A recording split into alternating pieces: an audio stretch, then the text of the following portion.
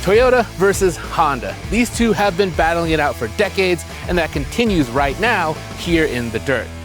We're Edmunds, and we test hundreds of cars each year on the road and at our private track, so you get the most trusted reviews. If you want to know which car, truck, or SUV is the best, then stick with us.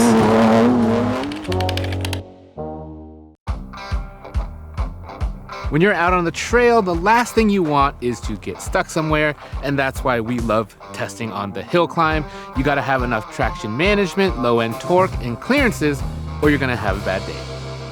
All right, we're gonna kick things off here in the Land Cruiser. Now, this hill climb, it is pretty difficult. It's pretty rutted out. So both of these vehicles, they're gonna spend a lot of time on 2 or 3 wheels, which is really going to test out their traction management. Now, we know this Land Cruiser is going to be able to do things that the Passport isn't because it is on a truck platform, the TNGA platform from Toyota, while the Passport, it's a unibody crossover on a car platform. What we're really looking for today is the delta between these two vehicles and if the Honda can keep up with this Toyota. Now, to set this thing up for the hill climb, I've got it in 4 low, I've got the center diff locked, I've got the rear diff locked, and I've got the stabilizer bar up front disconnected for maximum flexibility. And those are all things that you can't do in the Passport. So this thing should have a pretty pronounced advantage, and we'll see how easy it is to get it up the hill. Got my spotter, John, up there, watching him to figure out where to put my tires. We're gonna try to put these two vehicles on the same line so we get a pretty apples to apples comparison. Now, this hybrid powertrain, when it's in 4 low, it's pretty easy to output the power very evenly. I've got it at about 1/4 throttle right now, and we're just moving up the hill nice and slowly. There goes the tire in the air, and we're still just kind of marching forward. A little slip there, but a little more throttle, it figures it right out. Very tilty. I'm very thankful for the really good camera views out of this vehicle. The surround view camera system gets repurposed when you're in off-road, and if you can't see where the front tires are going at all, it doesn't really matter because I can just look down at the camera. That was almost too easy. I had some other things that I wanted to talk about that I didn't even get to. This thing also has Toyota's crawl control system, which is basically off-road cruise control. So if you don't want to use the throttle yourself, you can just lock that in and it'll crawl up the hill. And the nice thing is that system, it used to be really noisy, but with the new hybrid powertrains that are in the Land Cruiser, in the Sequoia, in the 4Runner, it's also super quiet now and just really easy to use. That was really light work for this Toyota. I think the Honda's gonna have a little bit more trouble with the hill, but we'll find out in a second. Oh, and by the way, if you like what you're seeing out of either of these vehicles, your current set of wheels can give you a great head start on your next new car. Just head over to edmunds.com/sellmycar to get an instant cash offer. Time to try it in the Honda, and setting it up is much simpler because, again, it doesn't have all of that cool equipment. Basically, all I've done is put it into trail mode, and that reduces the stability control, give us a little bit of wheel slip when we need it. Now, this doesn't have 4-wheel drive, but it does have an all-wheel drive system that we like quite a bit. It's able to send 70% of its torque to the rear wheels, and then 100% of that torque to the left or to the right. Now, no limited slip differential. This is a brake-based system, but in our experience, it still works quite well. And I think this Passport is also going to make it up the hill. We're going to do the same line, but it just might struggle a touch more. Let's see how she does. Both of these SUVs are also on all-terrain tires. The ones on the Land Cruiser are a bit bigger, but the ones here on the Honda look a bit more aggressive, so it kind of evens out. We are a bit more worried about the clearances as they're going up on this one.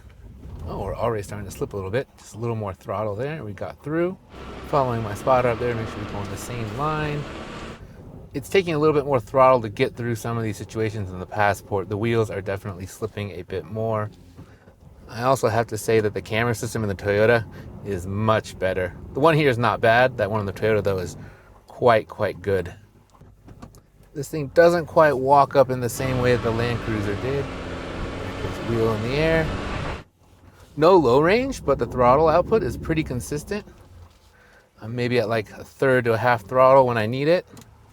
And there we go. All 4 wheels back on terra firma. And we're over the hill. Man, the traction management out of this vehicle is really impressive, especially considering it doesn't have all that equipment that the Toyota did. Now, did it go up the hill quite as easily? Nope. And I will say it was a little bit easier to do in the Land Cruiser, less wheel spin, less sort of moments where you felt the inertia kind of weighing off.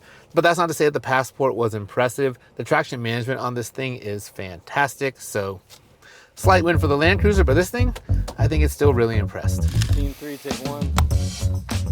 The hill climb was a good test for both of these rigs, but now we want to get a better sense of their articulation or their ability to keep all 4 tires on the ground so you can keep moving forward. For this test, what we're looking for is how far these vehicles climb up, and we'll drive them up until that back tire either lifts off the ground or starts spinning. And it's simple, the one that goes up further is our winner. It's time for the Ziggurat.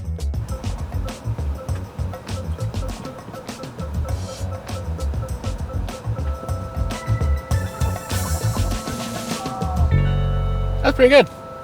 Well, that wasn't very exciting. The Land Cruiser, it's got an extra 9 degrees of approach angle compared to the Passport, so loading it in was pretty easy. Now, the limiting factor that we found getting it up on the Ziggurat though, right when that rear tire was about to lift off, we were also about to hit this front air dam on this next step. So 2 steps is all the Land Cruiser is gonna get. If you were to yank this off, it may be able to go even a little bit further. And as I mentioned before, that anti-roll bar disconnect, it definitely helped it to be more flexible here.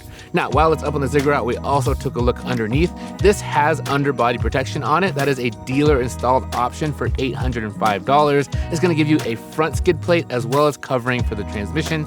If you're gonna go off-road, that's definitely an option that you should pick.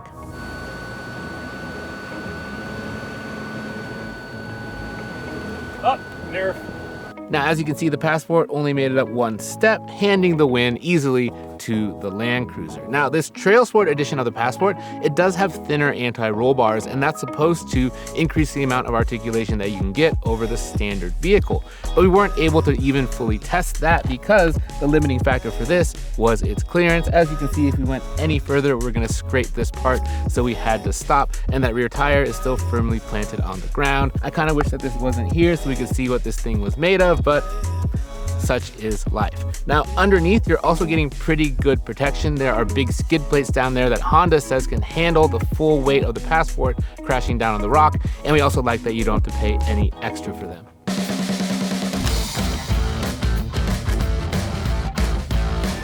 So far, we've been testing out the extremes, but this next test, it's more tame, but no less important because most of off-roading kind of looks like this. It's not a hill climb, it's not steps on a Ziggurat, it's driving down a trail or a washboard road to get where you need. And for that, you really want your vehicle to be comfortable and easy to use. Now, the Land Cruiser, it's built to handle stuff that's way more extreme than this, so it eats it up pretty easily. There is a bit of chatter. The suspension is a little bit busy. It doesn't really seem to settle in the way that you would want, but I would still say that for the most part, it's pretty comfortable, and it's helped out by a pair of pretty comfortable front seats. Now, I know that we're comparing the Land Cruiser to the Passport in this video, but I do have to mention that we also own a 4Runner TRD Pro as a part of our 1-year road test fleet. And it's also on the same platform as the Land Cruiser, but you could be forgiven for not knowing that because this thing rides so much better than the 4Runner, both on a road like this and on the street. That 4Runner with its Fox shocks is set up for desert running, but in day-to-day driving, it's pretty terrible. And this is definitely a huge step up from that. But know that if you're picking between the Toyotas and you want the more comfortable car day to day, it's definitely going to be the Land Cruiser. Now, just for a few quick notes on the Land Cruiser's interior, we like the layout of the dashboard a lot. You're getting physical climate controls, the screen, it's nice and easy to reach from both passengers. This instrument cluster though is not quite as useful as you would like. It's a bit hard to get the information that you want in there, and it takes some time to set up. The strangest thing though is that for a vehicle this large, the Land Cruiser's back seat is actually quite small, which makes it a bit tough for car seats, and it's also pretty high up, so the step-in height isn't going to be easy, and that also extends to the cargo area. It's got a pretty high liftover height, so anything heavier, it's going to be tough to get in there. And again, it's not that it's tiny, it's just not as big as you would expect given this vehicle's size. Small item storage is also not that great. There aren't any really clever cubbies or storage spaces to put things. And this one, it has a cooler box here, which is great if you want to keep drinks cold, but it also shrinks down the amount of storage even more. So bear that in mind if you're trying to figure out if you want that option or not. Now we're touching on both of these vehicles on a pretty high level. So if you want more details about either the Land Cruiser or the Passport, be sure to check out our past videos and head over to our site where we've got our full rankings and reviews, and we can nerd out on all the tiny little details. Now let's hop into the Honda and see what it does on the trail.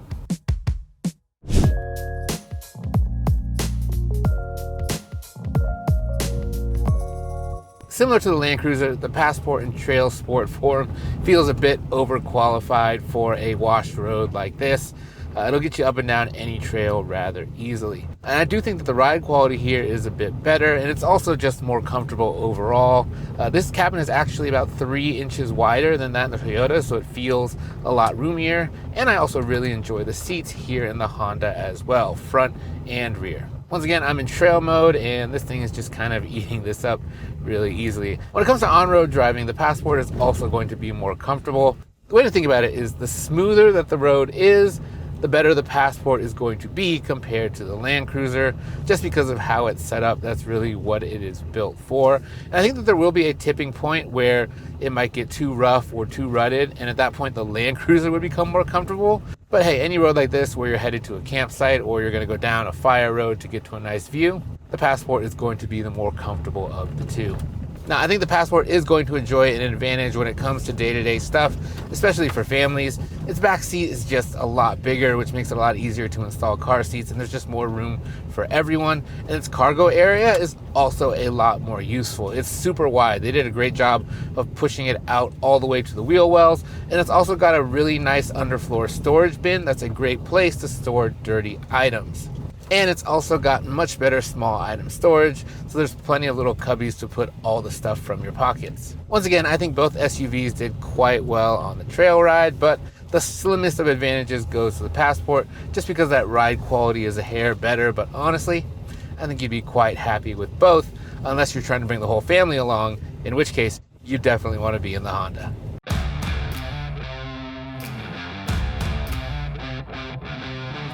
All right, enough of the slow stuff. Now it's time to go fast. We're gonna send both of these SUVs down this sandy wash, and that will allow us to evaluate the differences in their powertrains and their steering and handling. I can't wait. Being a rally driver is my dream. Okay, got the Land Cruiser in its sand mode using the multi-terrain select. Turns off the stability control, gives us a little bit of slip, which is what you want out here. Manual shifting mode, got it locked into second gear. That should help us keep the RPMs up so we don't get bogged down in this pretty deep sand. This trail is on the bumpier side, as you can see, and it gets pretty tight in some places, so the steering accuracy is pretty important. This is really going to highlight the differences between the powertrains of these vehicles. The Land Cruiser, of course, being a hybrid with a Turbo 4, and the Passport going the more traditional route with the V6. But even though this thing is down 2 cylinders, it's up a lot on power, especially torque. It's got about 40 more horsepower than the Honda and almost 200 more pounds-feet of torque. Now, oddly, at our test track, the 0 to 60 time for this vehicle is actually slower than that of the Passport, 8.1 seconds. But out here, to be honest, it feels much quicker than that. Second gear is enough to get us up to around 50 miles an hour out here in this wash. You really don't want to go much faster than that. Gotta tell you, in the sand, this thing is really coming alive. This is the most that I've enjoyed the Land Cruiser all day. It was really impressive in the hill climb. But out here, this suspension, it's doing a pretty good job soaking up these bumps, keeping the wheels on the ground, and that's giving me enough control and dexterity to make it through even these tight sections, trying not to take out any bushes. You know, the steering feel might be a little bit heavy in the day-to-day, but out here, I'm really appreciating it because I feel like I have a lot of control over where the wheels are pointing. And I can also use the throttle to help me steer. There's just a touch of understeer heading into some of these corners, but I can just give it a little bump of throttle on the way out, hangs the rear slightly, and we're pointed where we need to go. Tight section here, but no problem at all. This part's pretty washboardy, big bump here, no problem. I mean, I could have more commentary, but just look at my face. Should tell you all that you need to know. That Passport is gonna have a tough time living up to this. I guess if I had one criticism, the brakes, when you really get on them, this thing gets very squiggly, but minor faults. Oh, this thing is a blast out here. That Honda's got a lot to live up to. Let's see what it can do. All right, Honda, let's see what you got. Now, as I mentioned before, this thing is way down on power compared to the Toyota, but it's also 700 pounds lighter, so we're gonna see how that shakes out for it. Now, this thing doesn't have as many terrain modes as a Toyota does, but one of them is sand mode, and that's the one that we're gonna use. Increases the throttle response, also allows for some slip, just like in the Land Cruiser. That is the only setup we have to do. Oh, ow, oh. Oh, I don't know if you can hear it, but all of these small impacts, they're making a lot more noise in this cabin, and I'm definitely feeling them more through the seat. This suspension is not happy with this. Now, transmission has an S mode for sport. Got it in that as well. And one thing I like more than the Land Cruiser, it does come with paddle shifters, so I'm able to lock it to the gear that I want a little bit easier than using transmission stock. 10-speed automatic transmission. We are in third gear more than we were in the Toyota. That also means that on these slower corners, I gotta make sure I remember to kick it down. There we go. Now, at our test track, this thing was quicker than the Land Cruiser was to 60 by 2/10. However, out here, I think the Toyota's powertrain feels more responsive. That's what that instant electric torque will do for you. Now, as you know, 0 to 60 numbers are just the tip of the iceberg of what we do when it comes to testing. So if you want to see the full testing results for the Land Cruiser, the Passport, or other vehicles, be sure to head over to our site.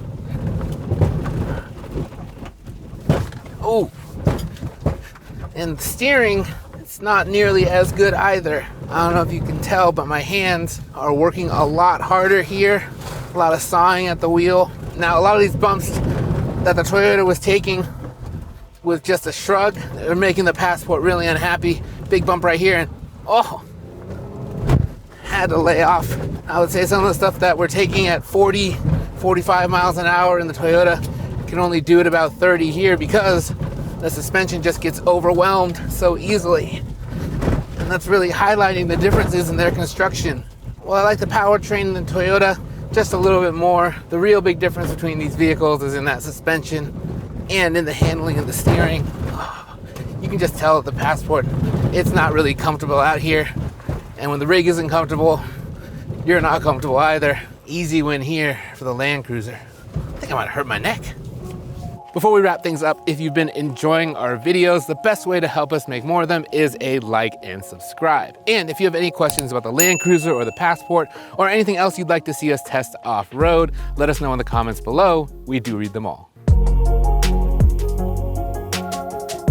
When it comes to declaring a winner, it's easy. The Land Cruiser won 3 out of our 4 tests, although I have to say I was impressed with what the Passport could do. It did everything that the Toyota could, except for make it up onto the second step of that Ziggurat. Now, when it comes to recommending one to buy, that is a bit more complicated because there are a couple of differences that you're going to need to navigate. The first one being price. This Land Cruiser stickers at just over $71,000, and that's a lot more than the Passport, which costs just over $54,000, but that doesn't include the extra $2,000 that we spent to get those white wheels.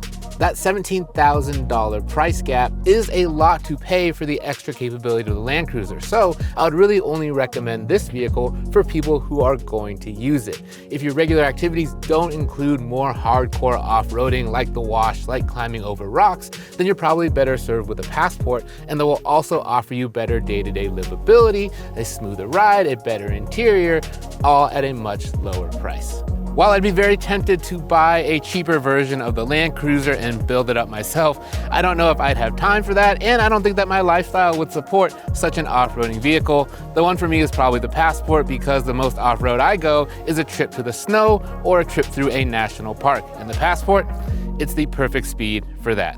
Thanks for watching.